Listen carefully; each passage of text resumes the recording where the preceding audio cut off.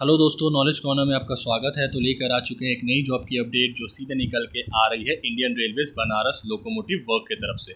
जी हाँ दोस्तों, Indian railways की तरफ से अलग अलग पोस्ट में अप्रेंटिसशिप की वैकेंसी निकाली गई है। तो चलिए आगे इस वीडियो में जान लेते हैं इस वैकेंसी से रिलेटेड हर एक इंपॉर्टेंट डिटेल्स जो आपके लिए जानना बेहद ज़रूरी है। वीडियो को शुरू से अंत तक देखिएगा दोस्तों, और अगर वीडियो पसंद आए तो वीडियो को लाइक, चैनल को सब्सक्राइब ज़रूर कर दीजिएगा। तो चलिए शुरू करते हैं दोस्तों। सबसे पहले जान लेते हैं इसकी ऑर्गेनाइजेशन की डिटेल्स। तो यहाँ पर आप देख सकते हैं hiring organisation Banaras locomotive work Indian railways. Total number of post 374 vacancies. Post name act apprentice 47th batch. Location Varanasi Uttar Pradesh. Application mode online. बात कर लेते हैं अब इसकी वैकेंसी की ब्रेकडाउन की। तो यहाँ पर आपको जैसे पता है टोटल नंबर ऑफ वैकेंसी 374 है। उसमें से 300 वैकेंसीज ITI सीट्स हैं, यहाँ पर देख सकते हैं दिया गया है। यहाँ पर देख सकते हैं दो अलग अलग कॉलम भी दिया गया है, trade and total number of seats का। फिटर का देख सकते हैं 107 सीट्स, कारपेंटर 3, पेंटर 7, मैकेनिस्ट यहाँ पर देख सकते हैं दिया गया है 67, welder 45, electrician 71 and non ITI seats देख सकते हैं दोस्तों दिया गया है 74 vacancies. Trade and total seats यहाँ पर दिया गया है, फिटर में 30 वैकेंसी, मैकेनिस्ट में 15 वैकेंसी, वेल्डर में 11 वैकेंसी एंड इलेक्ट्रिशियन में 18 vacancy. Total number of vacancy 374। दोस्तों बात कर लेते हैं इसकी एलिजिबिलिटी क्राइटेरिया के बारे में, जहां सबसे पहले हम जानेंगे इसकी एजुकेशन वाइज एलिजिबिलिटी क्राइटेरिया के बारे में। तो यहाँ पर आप देख सकते हैं educational qualification age on 5/7/2025 for non ITI candidates. You must have passed 10th class matriculation examination or its equivalent under the 10th+2 examination system. A minimum of 50% aggregate marks in the 10th standard is mandatory. For ITI candidates, you must have passed the 10th class matriculation examination or its equivalent with a minimum of 50% aggregate marks. Additionally, you must possess an ITI pass certificate in the relevant trade from a recognized institution, NCVT, SCVT. Relevant ITI trades fitter, carpenter, painter, machinist, welder, electrician यहाँ पर देख सकते हैं दिया गया है। अब बात कर लेते हैं इसकी एज लिमिट की क्राइटेरिया की। तो यहाँ पर आप देख सकते हैं इसका एज कैलकुलेट 5/8/2025 के अकॉर्डिंग किया जाएगा। For non ITI candidate should have completed 15 years of age and should not be more than 22 years old. For ITI देख सकते हैं fitter, machinist, electrician, painter candidate should have completed 15 years of age and should not be more than 24 years old.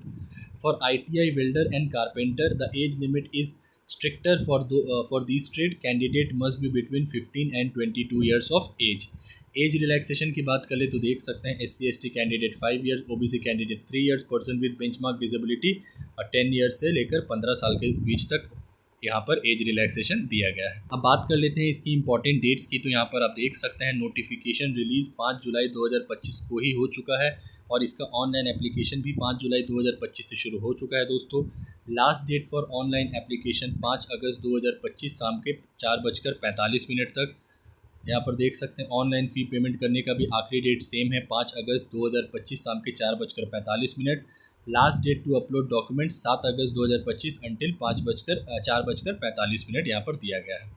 Salary and benefits की अगर बात कर ले दोस्तों तो यहाँ पर आप देख सकते हैं while the primary goal of an apprenticeship is skill acquisition, a healthy stipend makes the journey smoother.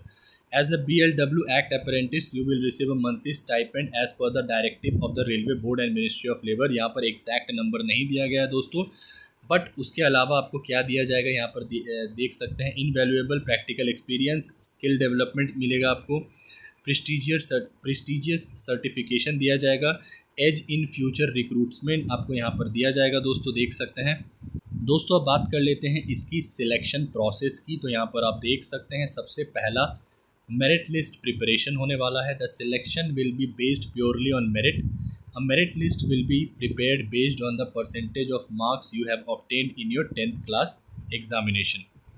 No weightage for ITI scores. For ITI candidates, while possessing an ITI certificate is mandatory, the marks obtained in ITI will not be given any extra weightage in the merit calculation। यानी आपका जो selection होगा वो purely 10th के marks के ऊपर होगा दोस्तों देख सकते हैं। यहाँ ITI के स्कोर का भी इसमें कोई वेटेज नहीं दिया गया है। The selection still hangs on your 10th grade performance. Tiebreaker rule: if two candidates have the same marks, the candidate older in age will be given preference. If the date of birth is also the same, the candidate who passed the matriculation exam earlier will rank higher. Document verification इसका fourth step and fifth step medical examination का यहाँ पर देख सकते हैं दिया गया है। एप्लीकेशन फ़ी की अगर बात करें दोस्तों तो देख सकते हैं for general OBC EWS candidate ₹100, for SC ST PWD women candidate no fee, यहाँ पर देख सकते हैं उनके लिए एक भी रुपया चार्ज नहीं किया जा रहा है। तो ये रही दोस्तों इस वैकेंसी से रिलेटेड हर एक इंपॉर्टेंट डिटेल्स जो आपके लिए जानना बेहद ज़रूरी था। जो भी इसकी ऑफिशियल नोटिफिकेशन में इंपॉर्टेंट डिटेल्स दी गई थी वो सारी मैंने 1 बाय 1 कवर कर ली है दोस्तों। फिर भी अगर आपको कोई फर्दर डाउट हो तो मुझसे आप कमेंट बॉक्स में पूछ सकते हैं या डिस्क्रिप्शन में मैं इसका लिंक प्रोवाइड कर दूंगा, वहाँ से भी जाके गो थ्रू कर सकते हैं। नॉलेज कॉर्नर की तरफ से अगर आपको ये इन्फॉर्मेशन पसंद आई होगी दोस्तों तो वीडियो को लाइक, चैनल को सब्सक्राइब, साथ ही अपने दोस्तों के साथ ज़रूर शेयर करें। मिलते हैं एक नए गवर्नमेंट जॉब की अपडेट के साथ, तब तक के लिए अपना ख्याल रखें। जय हिंद।